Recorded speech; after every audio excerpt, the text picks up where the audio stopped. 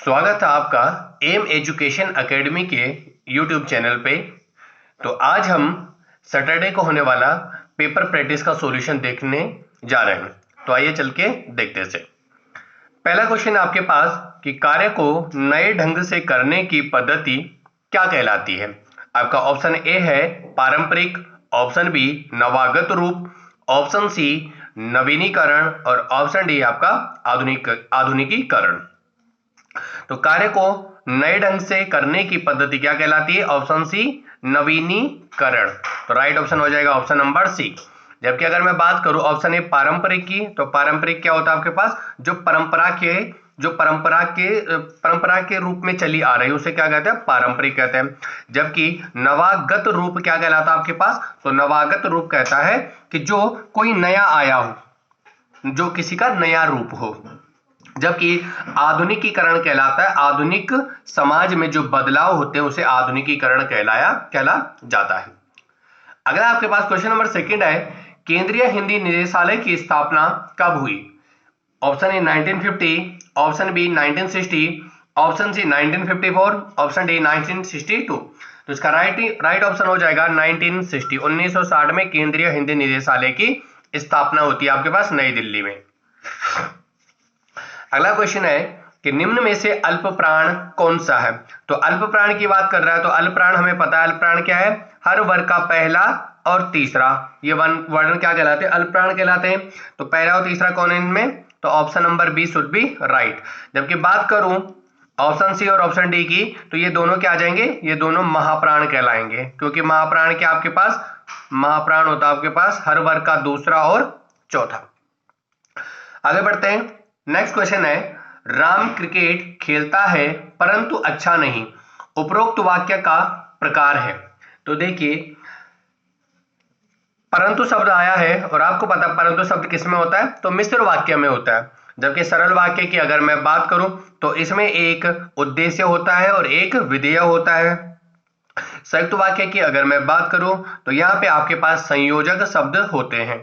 ठीक है, तो राइट ऑप्शन नंबर सी। अगला क्वेश्चन है, निश्चयवाचक सर्वनाम कौन सा है? तो निश्चयवाचक सर्वनाम की बात हो रही है। निश्चयवाचक सर्वनाम क्या होते हैं? जिनसे किसी चीज की निश्चितता का बोध होता है।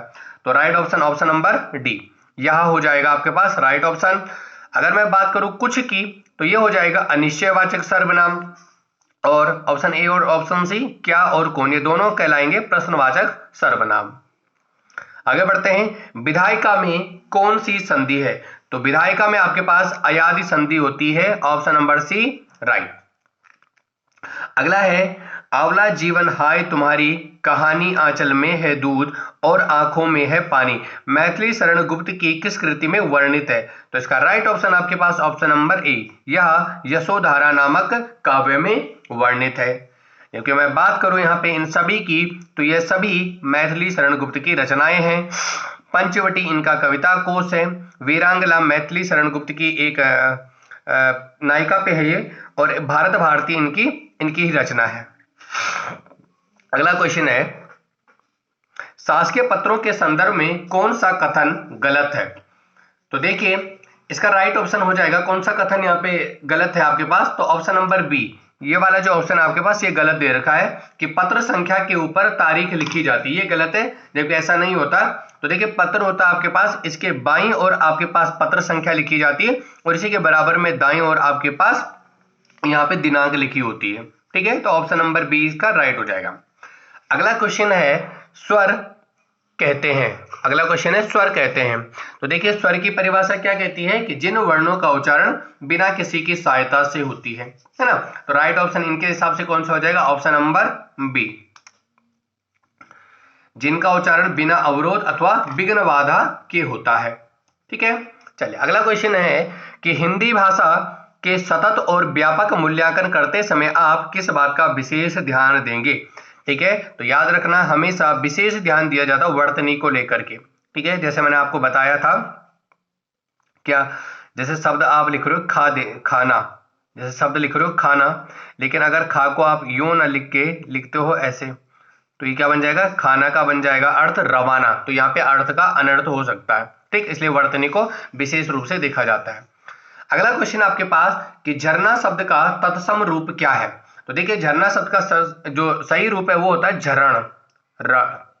ठीक है, तो ऑप्शन नंबर ए झरण, इसको अणा कर देना यहाँ पे, ये झरण हो जाएगा इसका राइट ऑप्शन। अगला क्वेश्चन है किस वाक्य में कृतवाच्य का प्रयोग हुआ है। तो देखिए कृतवाच्य की बात करते हैं तो वाच्य हमें पता है, वाच्य 3 प्रकार के होते हैं। पहला कहलाता है कृतवाच्य, दूसरा कर्मवाच्य और तीसरा होता है आपके पास भाववाच्य। कृतवाच्य की बात करूं तो यहाँ पे आपके पास कर्ता होता है और कर्ता के साथ ने कारक चिन्ह का प्रयोग किया जाता है। कर्म कारक की बात करूं तो यहाँ पे कर्ता के साथ के द्वारा कारक चिन्ह का प्रयोग किया जाता है और भाववाचक में आपके पास नकारात्मक वाक्य आते हैं। तो इसका राइट ऑप्शन हो जाएगा क्या, ऑप्शन नंबर ए ममता पुस्तक पढ़ती। तो ममता हो गई कर्ता और कारक चिन्ह है नहीं अगर यहाँ पे, तो वो क्या कहलाता है, जब कारक चिन्ह लोप हो तो उसे कहते हैं शून्य कारक चिन्ह। ठीक है, तो option A should be right option. Next question है नाश कर देना के लिए मुहावरे का अर्थ है। तो नाश कर देना किस मुहावरे का अर्थ होता है, तो इसका राइट ऑप्शन होगा ऑप्शन सी पानी फेर देना। जबकि अगर मैं बात करूं ऑप्शन ए की पानी में आग लगाना, तो इसके लिए मुहावरा बनेगा असंभव को संभव करना। ठीक है, पानी फेर देना को कहते हैं लज्जित होना और पानी भरना ये तुच्छ लगना मुहावरे का अर्थ होता है। अगला क्वेश्चन आपके पास कि निम्नलिखित में से उपसर्ग रहित शब्द है। तो उपसर्ग रहित का मतलब है कि जो उपसर्ग से नहीं बना है ना। तो उपसर्ग से नहीं बना है तो कहने का मतलब जो प्रत्यय से बना है। देखिए सुयोग का जब आप तोड़ोगे इसे तो क्या बनेगा, सु प्लस योग। अत्यधिक का करोगे तो क्या बनेगा, अति प्लस अधिक। तो यहाँ पे संधि भी है और आपके पास उपसर्ग भी बन रहा है। विदेश में भी वी प्लस देश, इसमें भी आपके पास उपसर्ग है। जबकि मैं बात करूं सुरेश की तो यहाँ पे सुर प्लस ईस, यानी ईस आपके पास प्रत्यय है। तो राइट ऑप्शन हो जाएगा ऑप्शन नंबर डी, ये प्रत्यय से मिलकर बना है ना कि उपसर्ग से। अगला क्वेश्चन है निम्नलिखित कहावत का सही अर्थ बताइए। चूहे के चाम से नगाड़े नहीं मढ़े जाते। तो देखिए सीधा सीधा मतलब क्या है यहाँ पे, इसका राइट ऑप्शन हो जाएगा ऑप्शन नंबर डी सीमित साधनों से बड़े काम नहीं होते। अगला क्वेश्चन हमारे पास चरण कमल बंदो हरिराई में कौन सा अलंकार है। तो देखिए यहाँ पे चरण कमल के बीच में योजक चिन्ह आया है और जब हम इसका भावार्थ निकालेंगे तो क्या आता है सेंस, चरण रूपी कमल। तो देखिए रूपी शब्द का उल्लेख हुआ है तो यानी कौन सा अलंकार, रूपक अलंकार हो जाएगा यहाँ पे। ठीक है, आपको पता श्लेष अलंकार में क्या होता है, एक ही शब्द के 2 अर्थ होते हैं। श्लेष का मतलब होता है चिपका हुआ। उपमा में उपमा और उपमान की संज्ञा दी जाती है, जबकि अतिशयोक्ति में किसी बात को बढ़ा चढ़ाकर पेश किया जाता है। अगला क्वेश्चन आपके पास प्रियपति वह मेरा प्राण प्यारा कहाँ है, दुख जलनिधि डूबी का सहारा कहाँ। इन पंक्तियों में कौन सा स्थायी भाव है। तो देखिए स्थायी भाव पूछ रहा है यहाँ पे। तो स्थायी भाव की बात करूं तो स्थायी भाव आपके पास शोक, ऑप्शन नंबर सी।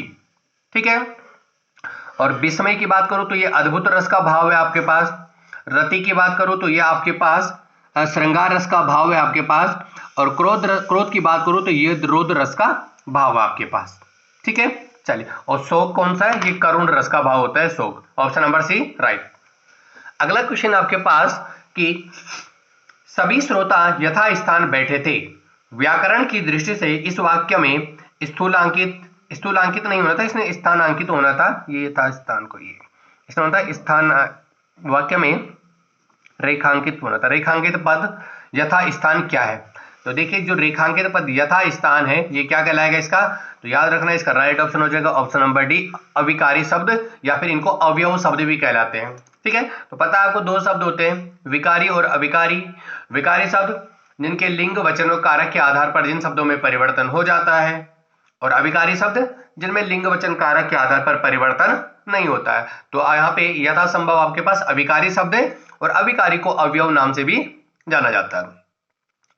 नेक्स्ट क्वेश्चन आपके पास कि सचिवालय के सभी पत्र लिखे जाते हैं। तो देखिए राइट ऑप्शन होगा आपके पास ऑप्शन नंबर ए उत्तम पुरुष शैली में। सचिवालय के जितने भी आपके पास पत्र लिखे जाते हैं सचिवालय के, वे सभी आपके पास उत्तम पुरुष शैली में लिखे जाते हैं। ठीक है, चलिए नेक्स्ट क्वेश्चन है कि दाजू किसकी रचना है। ठीक है, ये कई बार उत्तराखंड में पूछी गई है, तो इसका राइट ऑप्शन हो जाएगा option number B Shekhar Joshi की ये रचना है। जबकि मैं बात करूं विद्यासागर नौटियाल की, तो इनकी है टिहरी की कहानियां और मंगलेश डबराल की पहाड़ पर लालटेन। तो ये हमारे पास हिंदी का इतना पार्ट कंप्लीट हो चुका है। आगे बढ़ते हैं। अगला है आपके पास अरुणाचल प्रदेश में हिमालय को किस नाम से जाना जाता है? तो इसका राइट ऑप्शन हो जाएगा अरकान योमा श्रृंखला। ठीक है, ये अरुणाचल प्रदेश और म्यांमार के बीच में पड़ती है आपके पास। और अरुणाचल को याद रखना कि 1962 से पहले इसे नेफा नाम से जाना जाता था। जबकि बात करूं मिजो पहाड़ी की, तो ये मिजोरम में आपके पास, और नागा पहाड़ी नागालैंड और बर्मा में है। ठीक है, तो राइट ऑप्शन नंबर ए। अगला क्वेश्चन है कि अंग्रेज दूत कैप्टन हॉकिंस और सर टॉम स्रो किस मुगल बादशाह के दरबार में आए थे?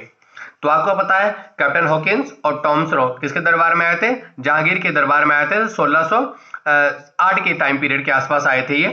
ठीक है, तो भारत में व्यापार करने के लिए, फैक्ट्री खोलने के लिए, अनुमति प्रदान करने के लिए आए थे। शाहजहां की बात करूं तो इसने मुमताज की याद में ताजमहल का निर्माण करवाया। और औरंगजेब की बात करूं तो 1707 में इसकी मृत्यु हो जाती है और 1679 में इसने जजिया कर को दोबारा वसूला था। अकबर की बात करूं तो इसने युद्ध बंदियों पर रोक और दास प्रथा का अंत किया। अगला है निम्नलिखित में से किसकी असफलता के बाद 12 छोड़ो आंदोलन आरंभ या प्रारंभ किया गया था? ऑप्शन ए अगस्त प्रस्ताव, ऑप्शन सी शिमला सम्मेलन, option B Cripps mission, option D cabinet mission. जो कि इसका राइट ऑप्शन हो जाएगा क्रिप्स मिशन। ठीक है, मार्च 1942 में आया था क्रिप्स मिशन। तो इसके फेल होने के बाद हमारे पास 12 छोड़ो आंदोलन 1942 में आपके पास गांधी जी द्वारा शुरू किया जाता है। कैबिनेट मिशन की बात करूं तो ये 1942 में आया था। कैबिनेट मिशन योजना बनी थी आपके पास 1946 में, और अगस्त घोषणा जो अगस्त प्रस्ताव आया था वो 1940 में आया था। ठीक है, चलिए आगे बढ़ते हैं। नेक्स्ट क्वेश्चन है बहिष्कृत हितकारिणी सभा के संस्थापक। तो इसका राइट ऑप्शन हो जाएगा doctor Bhimrao Ambedkar, option number D. B D Savarkar की बात करो तो इन्होंने एक संगठन बनाया था अभिनव भारत के नाम से, और मदन मोहन मालवीय को बीएचए के प्रणेता के रूप में जाना जाता है, बनारस हिंदू विश्वविद्यालय के। अगला क्वेश्चन है उदयपुर के निकट एकलिंग देव जी का मंदिर किस शासक ने बनवाया था? तो इसका ऑप्शन बी है आपके पास बप्पा रावल के द्वारा। ठीक है, चलिए राणा प्रताप की बात करो तो 1576 में हल्दी घाटी का युद्ध हुआ था, और इस युद्ध के बारे में जो वर्तमान स्रोत प्राप्त हुए हैं तो उसमें यह कहा गया है कि हल्दी घाटी के युद्ध में राणा प्रताप की जीत हुई थी, न कि अकबर की। अगला आपके पास कि खजुराहो के प्रख्यात मंदिर निम्नलिखित में से किस शैली के उदाहरण है? तो इसका राइट ऑप्शन हो जाएगा ऑप्शन बी नागर शैली के उदाहरण। अगला है दिफू दर्रा किस राज्य में स्थित है? तो देखिए दिफू दर्रा आपके पास किस राज्य में उपस्थित है? तो दिफू दर्रा पड़ता है आपके पास अरुणाचल प्रदेश में। जबकि बात करो सिक्किम में तो यहाँ पे नाथुला पास है जो 1962 युद्ध के बाद चर्चा में आया था। अगला है निम्नलिखित में से रबी की फसल का उदाहरण नहीं है। तो रबी की फसल का उदाहरण कौन सा नहीं है? सोयाबीन नहीं होगा, क्योंकि सरसों, चना और मटर तीनों रबी की फसल है। सोयाबीन यहाँ पे सरसों की फसल नहीं है, रबी की फसल नहीं है। तो राइट ऑप्शन नंबर सी। अगला है प्रधानमंत्री ग्राम सड़क योजना कब प्रारंभ हुई? तो इसका राइट ऑप्शन नंबर बी सन 2000 में प्रधानमंत्री ग्राम सड़क योजना का प्रारंभ हुआ, और स्कूल चलो अभियान की भी शुरुआत होती। अटल बिहारी वाजपेयी समय हमारे प्रधानमंत्री थे। अगला है डाकनिया प्रथा पर रोक सर्वप्रथम किस स्थान पर लगाई गई? तो ये लगाई गई थी उदयपुर में आपके पास राजस्थान में। अगला है कि संविधान की 8वीं अनुसूची निम्नलिखित में से किससे संबंधित है? तो संविधान की 8वीं अनुसूची आपके पास राजभाषाओं के उल्लेख से संबंधित है। वर्तमान समय में हमारे पास 22 भाषाओं का उल्लेख है, जबकि मूल संविधान में 14 भाषाओं का उल्लेख था। तो राइट ऑप्शन नंबर ए। की बात करें वेतन और भत्तों से, तो वेतन और भत्तों से संबंधित हमारे पास 3री अनुसूची, राज्य और संघ शासित क्षेत्रों से पहली सूची, और लोकसभा में या राज्यसभा में सीटों के बंटवारे से संबंधित है संविधान की 4थी अनुसूची। आगे बढ़ते हैं। भारतीय संविधान निम्नलिखित में से किस तारीख से प्रभावी हुआ? तो इसका राइट ऑप्शन हो जाएगा 26 जनवरी 1950, ऑप्शन नंबर बी। जबकि बात करो 26 नवंबर 1949 को, तो इस दिन संविधान बनकर तैयार हुआ था, और 9 दिसंबर 1946 को संविधान सभा की पहली बैठक हुई थी। अगला है भारत की संसद की राज्यसभा के सदस्यों की अधिकतम संख्या कितनी है? तो देखिए राज्यसभा की बात हो रही है, राज्यसभा में मैक्सिमम सीट लिमिट आपके पास 250 और लोकसभा की बात करूं तो 552। अगला है संवैधानिक उपचारों का अधिकार कहा गया है। तो देखिए इसका राइट ऑप्शन हो जाएगा ऑप्शन नंबर ए, आर्टिकल 32। ठीक है, ये आर्टिकल बहुत ज्यादा इंपॉर्टेंट है आपके पास, आर्टिकल 32।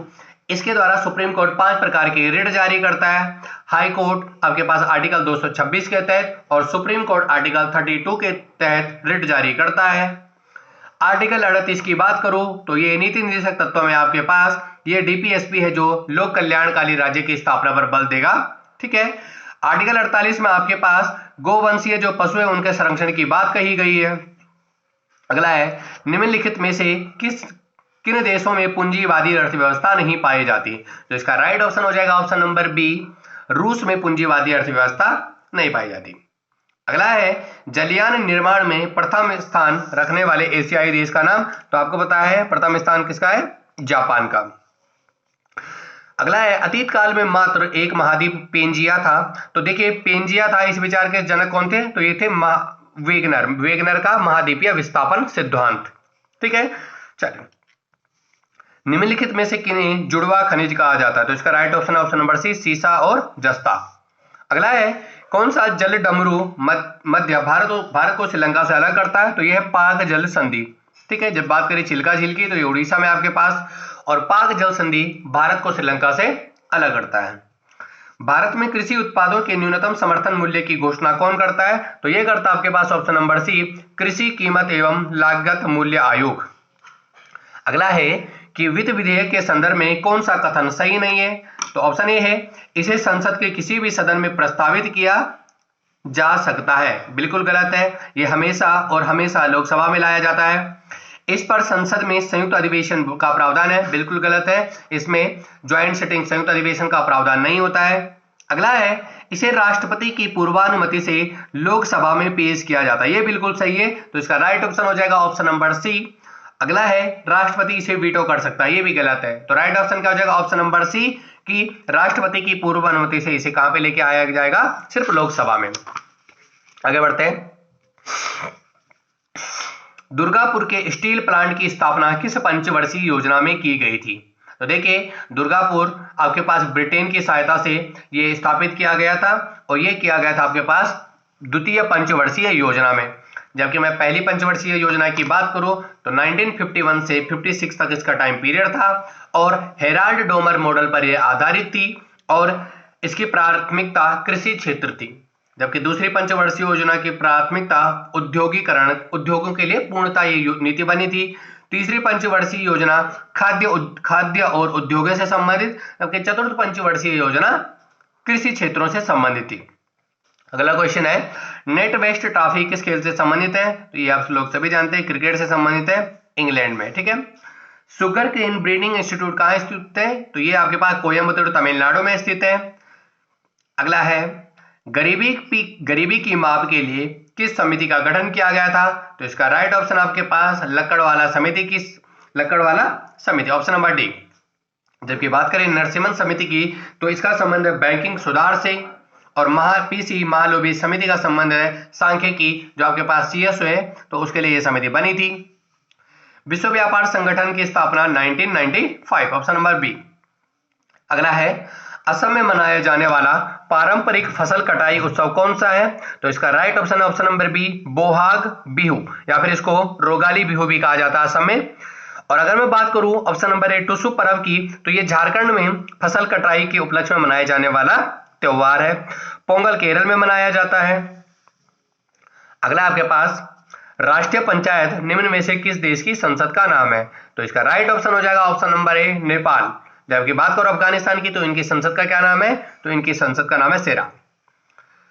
भारत के जनजातीय मामलों के मंत्री कौन है? तो इसका राइट ऑप्शन हो जाएगा Arjun Munda option number A. Narendra Singh Tomar की बात आ रही तो यह है वर्तमान समय में कृषि मंत्री। प्रिंट करने के लिए कौन सा मेनू सिलेक्ट करना चाहिए? ठीक है, तो इसका राइट ऑप्शन हो जाएगा ऑप्शन नंबर डी, टूल्स को सिलेक्ट करना चाहिए।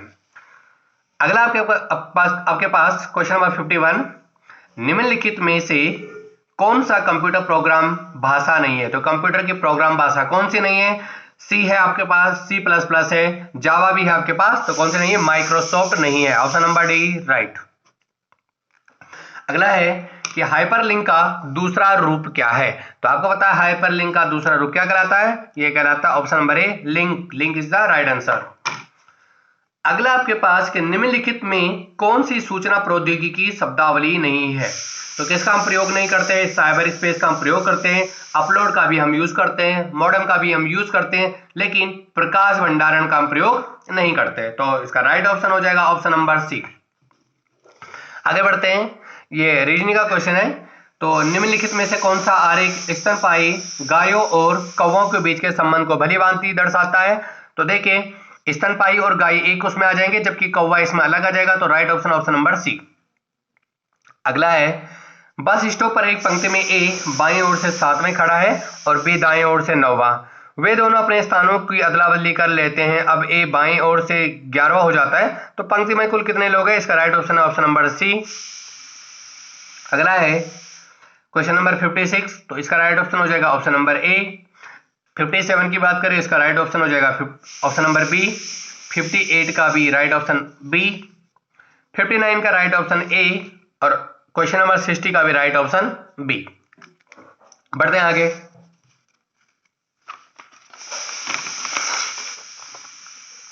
अगला है आपके पास कि मुगल शहजादा जिसने श्रीनगर गढ़वाल में आश्रय लिया था। तो आप अच्छी तरीके से जानते हो कि दारा सिको का बेटा था सुलेमान सिको, जो गढ़वाल में प्रतिपति साके सिंह जिसने शरण ली थी। तो right option option number D.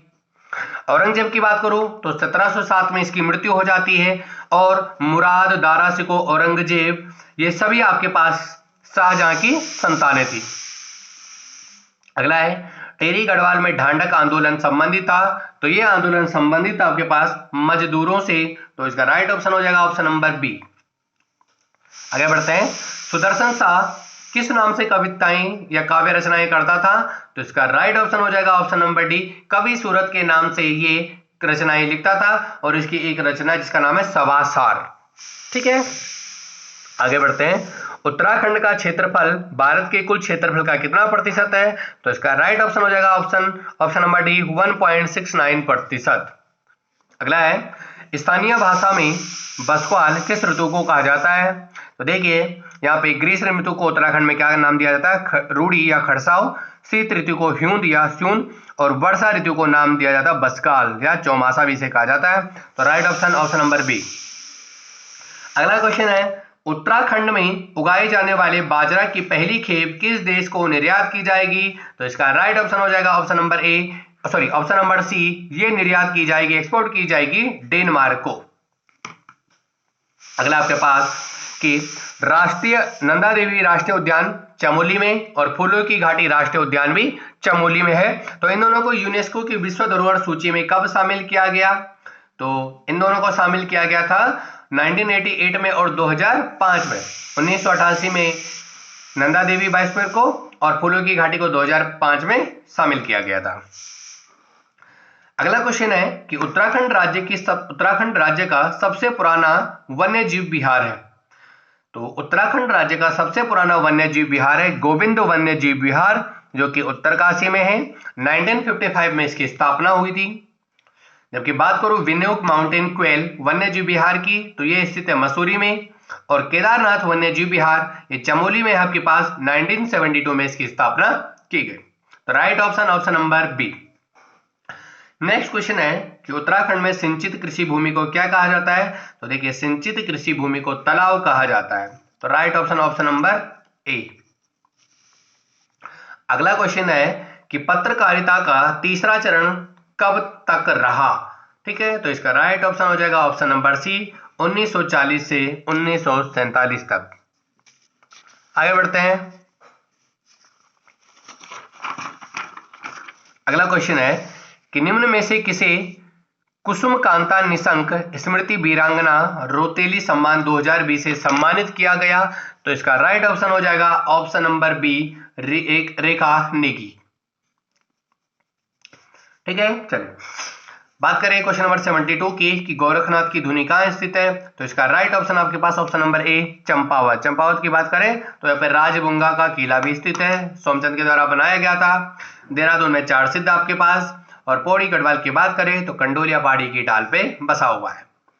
अगला है किसके द्वारा किए गए दान से 1803 में आए विनाशकारी भूकंप से क्षतिग्रस्त रघुनाथ मंदिर का कालांतर में जीर्णोद्धार हुआ, तो इसका राइट ऑप्शन आ जाएगा ऑप्शन नंबर ए दौलत राव सिंधिया के द्वारा। जबकि बात करें नरेंद्र शाह की तो इनके समय में प्रजामंडल की मांग की गई थी, तो इसका राइट ऑप्शन हो जाएगा ऑप्शन नंबर ए। अगला क्वेश्चन है चंद शासकों के युद्ध के समय लिया जाने वाला कर था, तो इस कर को युद्ध के समय जो कर लिया जाता था उसे कहा जाता था मांगा, ऑप्शन नंबर ए। बात करें टीका भेंट की तो ये शुभ अवसरों या विवाह पर ये कर लिया जाता था। कनक ये कर सेना के लिए लिया जाता था। अगला है नैनीताल जिले की खोज किसने की, तो ऑप्शन ए है Shankaracharya, option B P Barron, option C Pradyumn Shah, option D इनमें से कोई नहीं। तो देखिए नैनीताल झील की खोज ये की थी पी बैरन के द्वारा और नैनीताल की खोज भी इन्हीं के द्वारा की गई थी। बात करूं मैं शंकराचार्य की तो शंकराचार्य की समाधि आपके पास केदारनाथ में, और प्रद्युम्न शाह की जो बात करूं तो ये इनकी मृत्यु हुई है आपके पास खुड़बड़ा के युद्ध में जो कि देहरादून में है।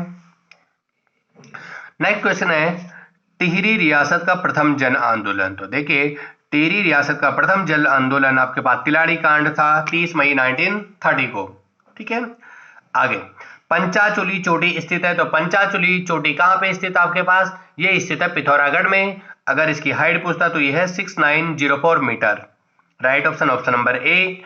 बात करें अल्मोड़ा की तो 1892 में इसे जिला मुख्यालय बनाया गया। और चमोली की बात करूं तो यहाँ पे हाथी पर्वत नर पर्वत आपके पास देखने को मिलता है। अगला क्वेश्चन है क्वेश्चन नंबर 78 कि किस पंवार शासक की वयस्क होने तक रानी गुलीजिया उसकी संरक्षिका बनी रही, तो इसका राइट ऑप्शन हो जाएगा ऑप्शन नंबर बी कीर्ति शाह। कीर्ति शाह की अगर मैं बात करूं तो इनको CSI की उपाधि दी गई थी अंग्रेजों के द्वारा। ऑप्शन ए प्रताप शाह की बात करूं तो टिहरी में अंग्रेजी शिक्षा इन्हीं के द्वारा शुरुआत की गई थी। और भवानी शाह की बात करूं तो इनका टाइम पीरियड है 1859 से 1871 के बस। बात करें सुदर्शन शाह की तो 28 दिसंबर 1815 को सुदर्शन शाह के द्वारा टिहरी को अपनी राजधानी बनाई गई थी। ठीक, चलिए आगे बढ़ते हैं। उदय शंकर नृत्य अकादमी स्थित है, तो देखिए उदय शंकर नृत्य अकादमी स्थित आपके पास अल्मोड़ा में। ठीक है, right option option number C. आगे बढ़ते हैं। उत्तराखंड में BEL भारत इलेक्ट्रॉनिक्स लिमिटेड कहां पे स्थित है, तो ये स्थित है आपके पास कोटद्वार में, ऑप्शन नंबर बी। हरिद्वार की बात करूं तो हरिद्वार में स्थित है BHEL Bharat heavy electrical limited. अगला है बिरही गंगा के अवरुद्ध हो जाने से बनी गोना झील कितने वर्षों तक रही, तो ये रही थी 62 वर्षों तक, ऑप्शन नंबर बी।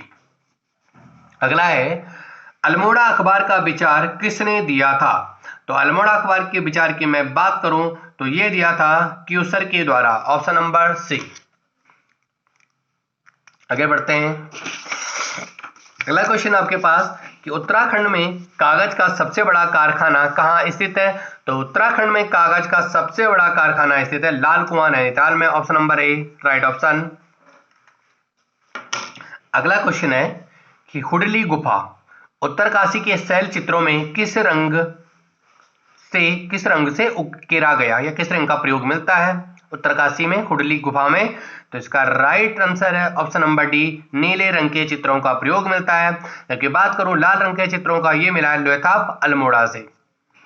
अगला आपके पास उत्तराखंड में राज्य स्तरीय ऊर्जा पार्क की स्थापना कहां की गई, तो option A Mussoorie, option B Nainital, option C Haridwar और ऑप्शन डी आपके पास देहरादून। तो इसका राइट ऑप्शन आपके पास ऑप्शन नंबर डी देहरादून। तो देहरादून में राज्य स्तरीय ऊर्जा पार्क की स्थापना की जा रही है। नेक्स्ट क्वेश्चन आपके पास कि निम्न में से कौन सा युग्म सम्मिलित नहीं है, ऑप्शन ए लोहारी नागपाला परियोजना उत्तरकाशी में आपके पास और भागीरथी नदी पे, सही ऑप्शन है ये वाला। ऑप्शन बी पाला मनीरी, ये भी उत्तरकाशी में है भागीरथी नदी पर। और किसो बांध की बात करूं तो ये है आपके पास देहरादून में। तो इनमें सभी सम्मिलित है, कोई गलत नहीं है। तो राइट ऑप्शन हो जाएगा ऑप्शन नंबर डी, उपरोक्त में से कोई नहीं। अगला क्वेश्चन है, उत्तराखंड का चाइनावाल नाम से किस खिलाड़ी को जाना जाता है? Option A Trilok Singh, option B Ram Bahadur Chhetri, option C Indra Singh और ऑप्शन डी ये सभी। तो उत्तराखंड में चाइनावाल के नाम से जाना जाता है राम बहादुर छेत्री जी को। Option B right. अगला है, किस हवाई अड्डे को विस्तारित कर बोइंग और एयरबस उतरने लायक बनाया गया है और देहरादून नई दिल्ली के बीच नियमित वायु सेवा प्रारंभ की गई है? तो option A Jolly Grant, option B Pantnagar, option C Naini Saini और ऑप्शन डी आपके पास गोचर। तो इसका राइट ऑप्शन आपके पास ऑप्शन नंबर ए जौलीग्रांट। तो जौलीग्रांट का अब वर्तमान जो नाम है इसका, ये अटल बिहारी वाजपेयी के नाम पे रखा गया है। ठीक है, और याद रखना पहला भारत का पहला हेलीकॉप्टर समिट भी आपके पास देहरादून में आयोजित किया गया था और बायो डीजल से भी उड़ान देहरादून से दिल्ली तक भरी गई थी। नेक्स्ट क्वेश्चन है, उत्तराखंड प्रदेश में राज्य लोक सेवा आयोग का गठन किया गया। तो उत्तराखंड लोक सेवा आयोग का गठन किया गया था अप्रैल 2001 में। तो राइट ऑप्शन हो जाएगा ऑप्शन नंबर ए। अगला है, राजी जनजाति के निवास स्थान को कहते हैं? Option A Munda, option B Ratura और ऑप्शन सी गुंडा और ऑप्शन डी आपके पास इनमें से कोई नहीं। तो राजी जनजाति अपने निवास स्थान को नाम देती है Raitura. Option number B right option.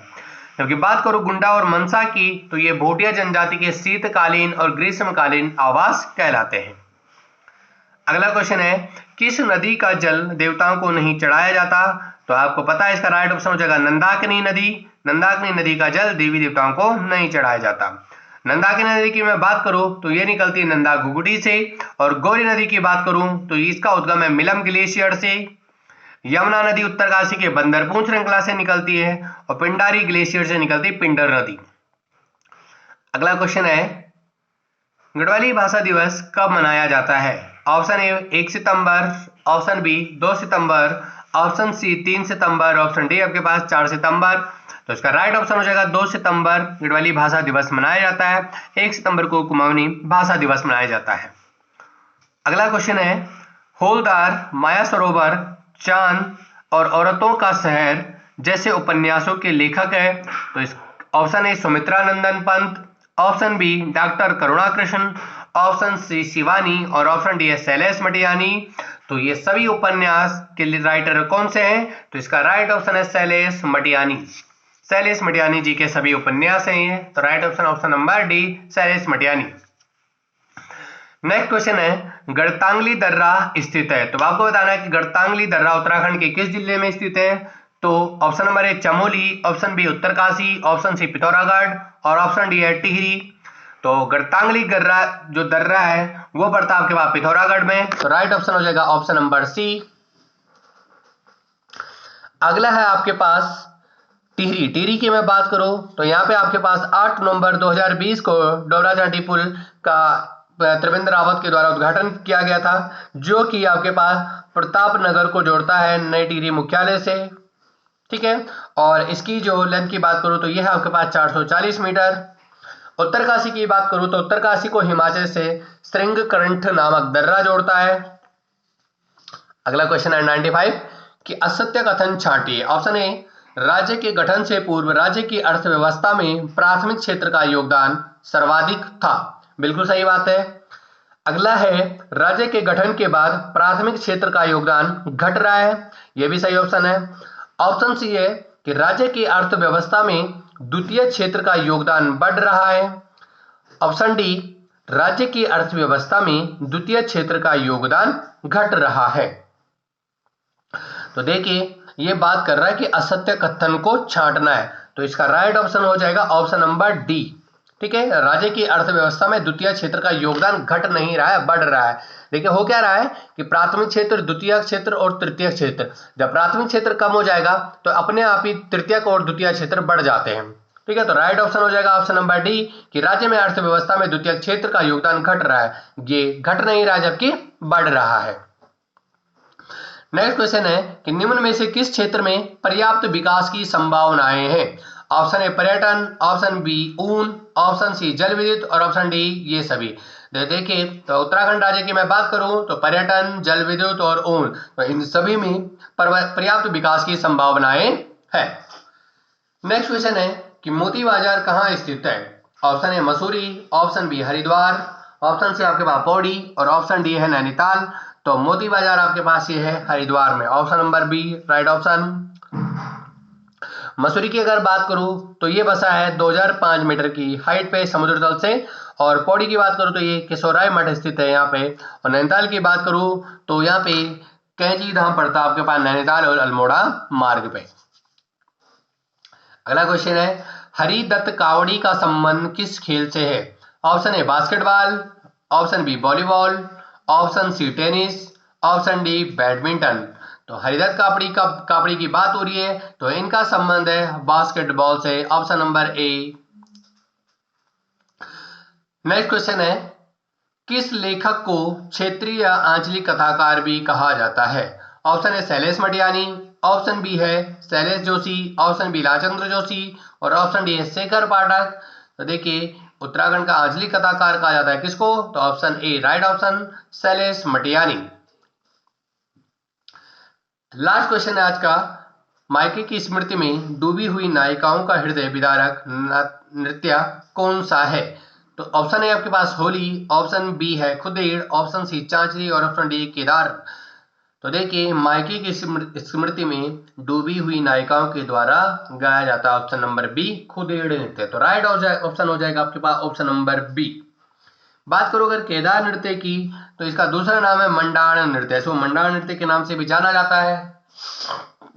बात करूं ऑप्शन ए होली की तो होली की यहाँ पे दो शैली पाई जाती है, एक कहलाती खड़ी और एक कहलाई जाती है बैठ की। चांचरी की बात करूं तो ये गढ़वाल क्षेत्र में बसंत ऋतु में चांदनी रात में गाया जाने वाला और नृत्य किया जाने वाला नृत्य है। ठीक है, तो आज हमने ये आपके 100 क्वेश्चन देख लिए हैं। आई होप आप लोगों को वीडियो अच्छे लगे। तो अगर आपको वीडियो अच्छा लगता है तो चैनल को सब्सक्राइब और लाइक करना ना भूलिए। तो मिलते हैं नेक्स्ट वीडियो के साथ। Goodbye, good night.